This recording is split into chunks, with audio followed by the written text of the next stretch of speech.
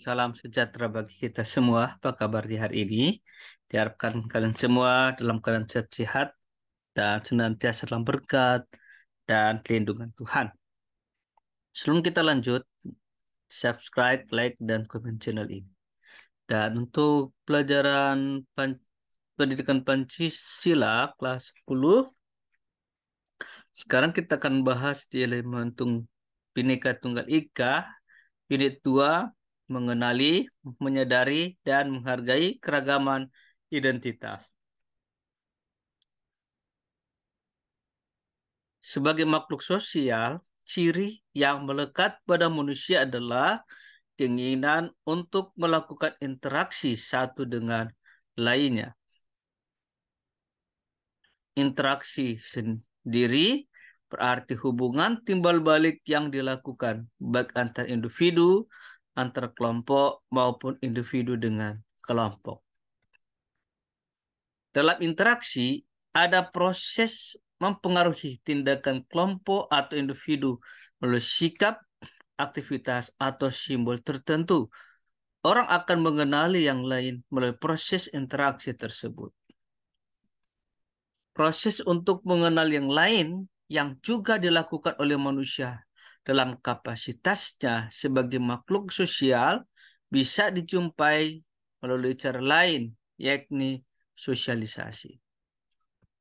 Sosialisasi berarti penanaman atau penyebaran atau diseminasi adat, nilai, cara pandang, atau pemahaman yang dilakukan oleh satu generasi kepada generasi berikutnya dalam sebuah masyarakat. Melalui sosialisasi, seseorang atau sebuah kelompok menunjukkan nilai-nilai yang dianutnya. Dalam sebuah kelompok yang terdiri dari banyak individu, potensi munculnya perbedaan persepsi sangatlah besar. Masing-masing orang memiliki nilai serta pandangan yang menjadi identitasnya. Terhadap pandangan yang tidak sama itu, kemampuan untuk bernegosiasi sangatlah penting.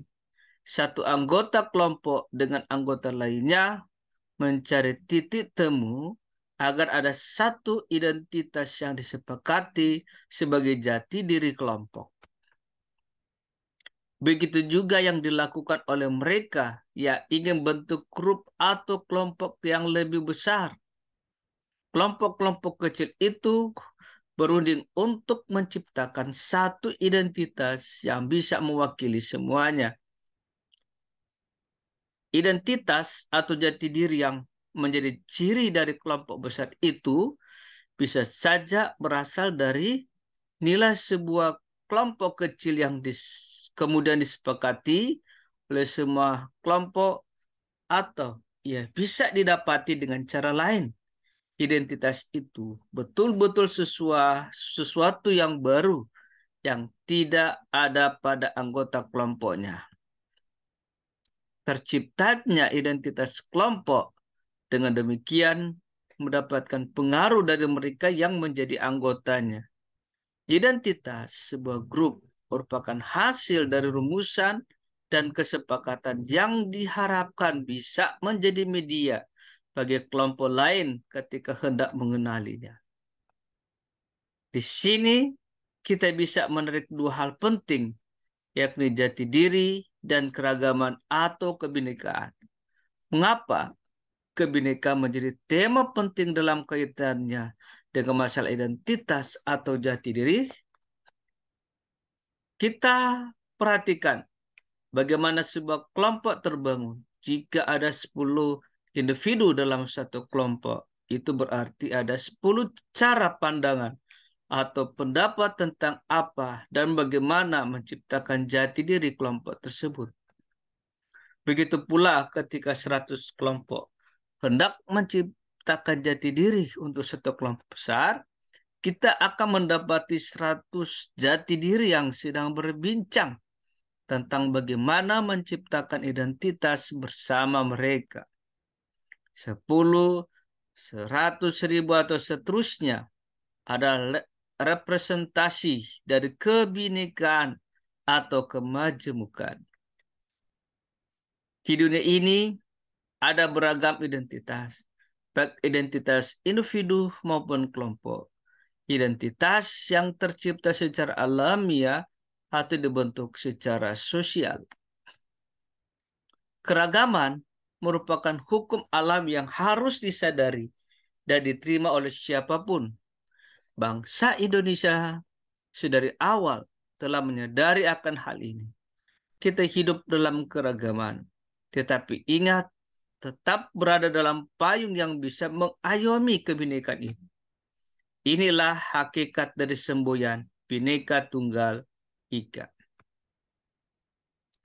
Sebagaimana para pendiri bangsa yang menyadari bahwa Indonesia adalah negara dan keragaman budaya, agama, etnis, suku, dan bahasa, begitu pula juga yang harus dilakukan oleh generasi penerus. Kesadaran tentang kebinekaan harus dilanjutkan oleh kehendak untuk mengenali yang lain, berkenalan dengan identitas lain di luar dirinya merupakan cara terbaik ketika kita hidup dengan mereka yang berbeda. Coba ingat ketika awal berpindah sekolah dari SMP ke SMA, sebagian besar teman-teman adalah orang-orang yang baru.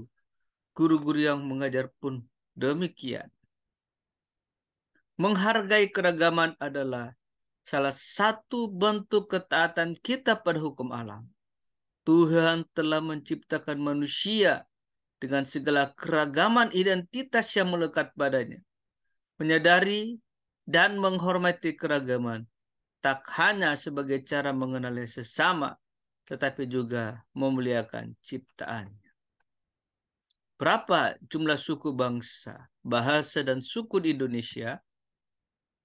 Berdasarkan catatan Badan Pusat Statistik BPS Indonesia, hingga tahun 2010 ada 1.300-an lebih suku bangsa di Indonesia. Sementara Badan Pengembangan dan Pembinaan Bahasa, Kementerian Pendidikan dan Kebudayaan, Badan Bahasa Kemendikbud telah memetakan dan memverifikasi 718 bahasa daerah di Indonesia. Agama-agama yang dianut oleh penduduk Indonesia jumlah juga banyak. Selain Islam, Kristen, Katolik, Hindu, Buddha, dan Konghucu, kita juga mengenal agama-agama lokal seperti Parmalim, Sunda Wiwitan, Kaharingan, Marapu, dan lain sebagainya. Indonesia adalah negara yang memiliki dua identitas sekaligus. Identitas yang pertama bersifat primordial atau jati diri yang berkaitan dengan etnis, suku, agama, dan bahasa. Identitas kedua adalah bersifat nasional. Jika dalam identitas primordial kita melihat banyak sekali jati diri, tidak demikian halnya dengan identitas nasional.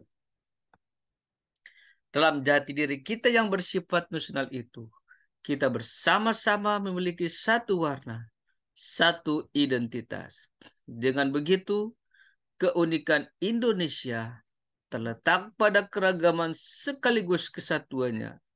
Keragaman pada identitas kita yang bersifat primordial, sementara kesatuan dan persatuan terletak pada jati diri kita yang bersifat nasional. Thank you, terima kasih. Demikianlah materi kita telah selesai. Tetap semangat belajar. Tuhan memberkati kita semua.